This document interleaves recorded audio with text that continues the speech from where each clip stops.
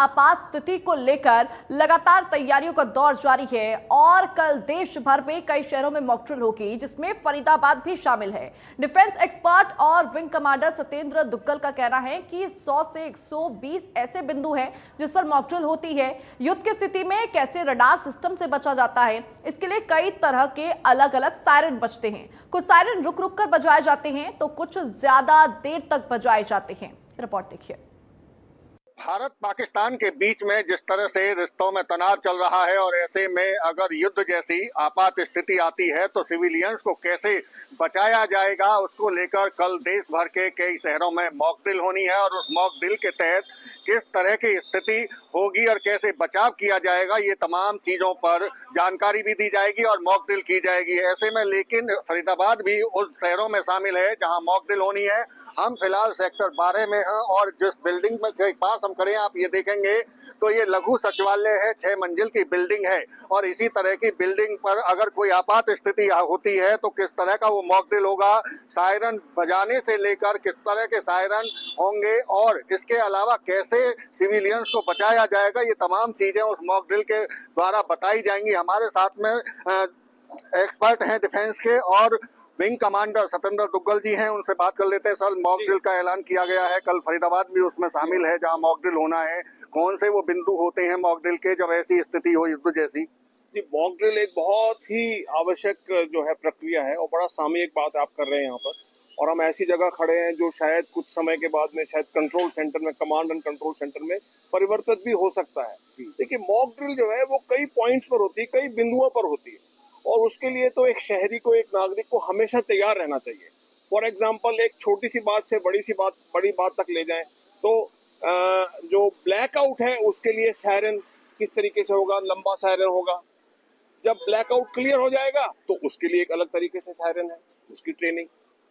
जब एयरक्राफ्ट का खतरा आ गया या एयरक्राफ्ट ऊपर मंडरा रहा है तो उसका एक अलग सायरन है, और अगर एयरक्राफ्ट का खतरा चला खत्म हो गया उसका एक अलग सायरन है। कहीं शहर में बहुत ज्यादा आग लग चुकी है उसका एक अलग सायरन है, और जब आग क्लियर हो गई तो उसका एक सायरन है। तो ये सब मॉक ड्रिल में आता है। ये जो आप कह रहे हैं सायरन बजाने की जो बात हो रही है वो अलग अलग वक्त पर अलग अलग तरह के सायरन की आवाज होगी। बिल्कुल अलग अलग तरीके से कई जगह रुक रुक के बनाया जाता है, कई जगह रुक रुक के बजाया जाता है, लेकिन उसकी ड्यूरेशन थोड़ी लंबी होगी। ये बहुत जरूरी चीज है। ये तो स्कूल के बच्चों को, कॉलेज के बच्चों को, गृहिणियों को, सिक्योरिटी, हमारा आजकल सारा जो सिविलियन सिक्योरिटी से भरा पड़ा उनको सबको मालूम होना चाहिए। उसके अलावा मान लीजिए कि कहीं पर आग लग जाती है, बम आ जाता है, बम नहीं फटता, तो उसको इवैक्यूएट करने के लिए एक अलग ड्रिल होती है। तो दिल्ली एनसीआर का हिस्सा फरीदाबाद है, दिल्ली के नजदीक है, तो क्या इसे सेंसिटिव जोन माना गया? बिल्कुल सेंसिटिव जोन माना जाएगा। जब भी आप मान लीजिए कोई हमला करता है, कोई करता है, तो उसका एम ये होता है कि जहां कमांड कंट्रोल है, जहां नेता बैठे हैं, जहां लीडर बैठे हैं, पहले उनको नेस्तनाबूद किया जाए। तो नेता कहाँ बैठे हुए हैं? बैठे हो सकते हैं दिल्ली, हो सकता है, और कहते हैं कि प्रिसिशन से अटैक होता है, जो भी होता है, लेकिन एक बार मिसाइल फायर होती है तो वो 100 किलोमीटर या 50 किलोमीटर के दायरे में कहीं भी जा सकती है। अब वो 50-100 किलोमीटर तो पूरा दिल्ली कवर हो जाएगा, और हमारा तो इंडस्ट्रियल टाउन है और बहुत ज्यादा स्ट्रेटेजिक लोकेशन है यहाँ, इसकी बहुत सेंसिटिव लोकेशन है इसकी। तो यहाँ ये बेहद जरूरी है कि फरीदाबाद में मॉक ड्रिल हो और गंभीरता से उसको लिया जाए। बिल्कुल बहुत गंभीरता से ली जानी चाहिए कि इंजर हो जाएंगे लोग तो कैसे इवैक्यूएट होंगे, कौन इवैक्यूएट करेगा, उसके लिए किस हॉस्पिटल में क्या फैसिलिटी है। इसके लिए तो सिर्फ एक जगह कमांड कंट्रोल सेंटर में बैठ के आप नहीं कर सकते, इसके लिए काफी सब सेंटर्स बनाए जाएंगे। उनमें कम्युनिकेशन कैसे होगा, और जब हमला होता है तो सबसे पहले कम्युनिकेशन सेंटर ध्वस्त हो जाते हैं, तो ऐसे कौन सा कम्युनिकेशन इसके थ्रू ये होगा। उसके अलावा बहुत इंपॉर्टेंट बात है, जब हमला होता है तो हमारे डीसी साहब, हमारे सीपी साहब, जो एसडीएम हैं, जो एमसीएफ कमिश्नर हैं, इनके पास क्या बंकर्स हैं, इनके पास ऑल्टरनेट जमीन के नीचे बंकर्स हैं जहां से बैठकर ये कमांड कंट्रोल सेंटर चलाएंगे। वो बहुत जरूरी है। पाकिस्तान कह रहा है न्यूक्लियर अटैक होगा, न्यूक्लियर अटैक और केमिकल अटैक तो बहुत ही ज्यादा डेंजरस होता है। न्यूक्लियर अटैक तो ऐसा होता है या केमिकल अटैक ऐसा होता है उसमें तो लोहा भी पिघल जाता है। तो अब मान लीजिए अगर न्यूक्लियर अटैक हो जाए तो बंकर सिस्टम तो बहुत जरूरी है। नीचे कहीं हमारे पास तो यहाँ पर और बंकर भी जो है वो स्पेसिफिक बंकर होते हैं, ऐसा नहीं है कि वो किसी भी बिल्डिंग का बंकर होगा, उसकी मोटाई जो है वो 8 फुट के आसपास उसकी दीवारें होती हैं, उसके जो दरवाजा होता है उसका एक स्पेसिफिक होता है। मैं तो कहता हूँ केमिकल अटैक जो होता है वो न्यूक्लियर अटैक से ज्यादा खतरनाक है। तो मॉक ड्रिल में ये सभी बिंदुओं को इंक्लूड किया जाता है। ये तो मैंने आपको 15-20 बातें बता दी, इसके अलावा बहुत छोटी छोटी बातें होती हैं जो इसमें इंक्लूड होती हैं। बिल्कुल, देखिए बड़ी इंपॉर्टेंट जानकारी दे रहे हैं सिविलियंस के लिए भी, और मॉक ड्रिल में किस तरह से क्या क्या करना होगा।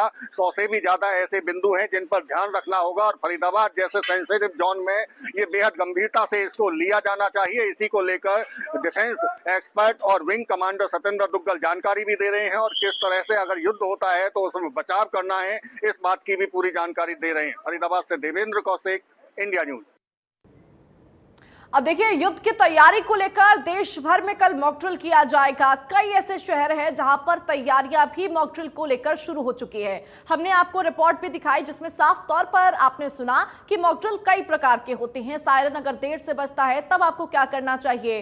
तो देखिए, कुछ ग्राफिक्स हम आपको दिखा रहे हैं जिसके जरिए देश भर में जिस तरीके से मॉक ड्रिल होती है उसको आप समझिए। 7 मई को देश भर में सिविल डिफेंस मॉक ड्रिल की जाएगी, यानी कि नागरिकों को बताया जाएगा कि युद्ध की स्थिति में आपको किस तरीके से क्या करना होता है। गृह मंत्रालय ने मॉक ड्रिल को लेकर यह निर्देश जारी कर दिए हैं। यानी कि समझना यहां पर बहुत ज्यादा जरूरी है कि हमारी सुरक्षा के लिए मॉक ड्रिल की जा रही है, हमें डरने की जरूरत नहीं है। हवाई हमले की चेतावनी वाले सायरन भी लगाए जाएंगे, यानी कि अगर किसी भी स्थिति में हवाई हमला होता है तो हमें किस तरीके से सावधानी बरतनी है। छात्रों और नागरिकों को खुद को बचाने के लिए ट्रेनिंग बाकायदा यहां पर दी जाएगी कि आपको खुद का बचाव किस तरीके से करना है। तो इसी को लेकर ये तमाम मॉक ड्रिल यहां पर की जाएगी। हमले की स्थिति में खुद को बचाने की मॉक ड्रिल ये है। गृह मंत्रालय के द्वारा ये निर्देश दिए गए हैं जिसके तहत देश भर में कल मॉक ड्रिल की जाएगी। हमले की स्थिति में खुद के बचाव के लिए मॉक ड्रिल होगी। क्रैश ब्लैकआउट के बारे में भी बताया जाएगा। क्रैश ब्लैकआउट क्या होता है इसको लेकर भी कल देश भर में जो मॉक ड्रिल होगी उसमें बकायदा सबको जानकारी दी जाएगी। ये तमाम निर्देश हैं गृह मंत्रालय के जो हम आपको ग्राफिक्स के जरिए समझाने की कोशिश कर रहे हैं कि फिलहाल क्या कुछ देश में कल हो सकता है। देखिए, महत्वपूर्ण संयंत्रों को छिपाने की ड्रिल भी यहां पर की जाएगी, यानी कि तमाम परिस्थितियों से निपटने के लिए कल देश भर में तैयारियों का एक दौर देखा जाएगा। मॉक ड्रिल यहां पर महत्वपूर्ण की जाएगी। गृह मंत्रालय ने इसको लेकर आदेश यहां पर दिए हैं 7 मई, यानी कि कल की तारीख जब देश भर में मॉक ड्रिल किया जाएगा, लोगों को समझाया जाएगा, उनको तैयार किया जाएगा। जो गृह मंत्रालय के निर्देश है उसके अनुसार ये तमाम जो तैयारियां हैं वो यहां पर की जाएंगी। अब देखिए, लगातार यहां पर मॉक ड्रिल को लेकर तैयारियां शुरू हो चुकी हैं, और क्या कुछ तैयारियां रहेंगी वो भी हम आपको लगातार बता रहे हैं। कुछ तस्वीरें हम आपको दिखा रहे हैं। 7 मई का दिन देश भर में मॉक ड्रिल। देखिए, डल झील में भी मॉक ड्रिल को लेकर यहां पर तैयारी की जा रही है। श्रीनगर के स्कूल में भी मॉक ड्रिल को लेकर तैयारी। तस्वीरें आप देख सकते हैं किस तरीके से अभ्यास शुरू हो चुका है। दिल्ली में पुलिस बिल्कुल तैयार है। पटना में चप्पे चप्पे पर अलर्ट जारी कर दिया गया है। वहीं जोधपुर में कंट्रोल रूम बनाया गया है मॉक ड्रिल को लेकर, और वहीं लखनऊ में मॉक ड्रिल को लेकर तैयारी की गई है। देखिए, लगातार ये तस्वीरें हम आपको दिखा रहे हैं। उधर केंद्रीय गृह मंत्रालय के मद्देनजर रोहतक